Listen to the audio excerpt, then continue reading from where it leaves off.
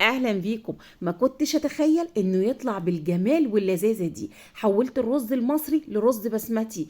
اوقات كتير بنزهق من الرز، خلاص عايزين نغير، والرز البسمتي تمنه غالي مش على قد ايدينا. اقل نوعيه في الرز البسمتي 50 جنيه. طب ايه رايكم بقى ان انا عملت الرز المصري بتاعنا احلى واطعم من الرز البسمتي؟ يلا بينا نسمي الله ونصلي على رسول الله ونروح نشوف احنا عملنا ايه.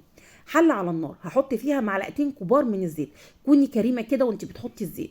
بعد كده هيبقى عندي معلقه صغيره من الكاري، معلقه من البابريكا، وكام فص حبهان، وواحدتين ثلاثه كده كوبيبه صيني، وعود قرفه، كام واحده ورق لورا، ومعلقه صغيره من البهارات المشكله، وكام واحده زعفران. تمام كده، وهنزل بيهم في الزيت. لو انت من البهارات دي مش موجوده عندك، مش متاحه عندك، هتروحي عند العطار وتقولي له عايزه ب5 جنيه بهارات رز بسمتي. تمام كده، وشوحي بقى فيهم شمال في يمين شمال في يمين لحد ما تشمي الريحه. استمتعي بقى بالريحه.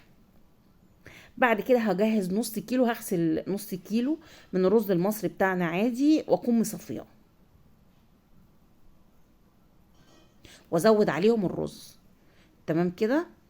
لو وصلتي لحد هنا في الفيديو ما تنسيش تحطي لي لايك، واديهم بقى تشويحه حلوه كده. يعني اقعدي مثلا حوالي 5 دقايق كده شوحي فيهم، واستمتعي بقى بالريحه.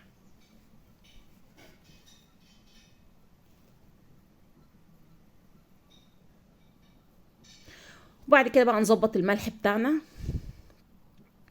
ظبطنا الملح، والملح طبعا حسب ذوقك.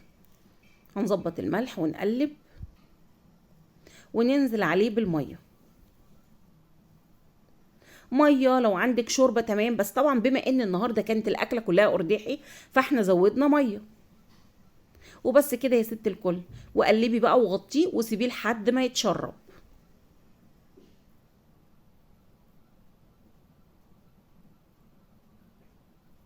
هنا كان اتشرب. بعد ما نشرب حطيت قرن فلفل في النص عشان يديله ريحه كده وطعمه حلو، وغطيته لحد بقى ايه ما استوى تماما. وغرفناه، وعملنا جنبه صينيه بطاطس برضو قرداحي.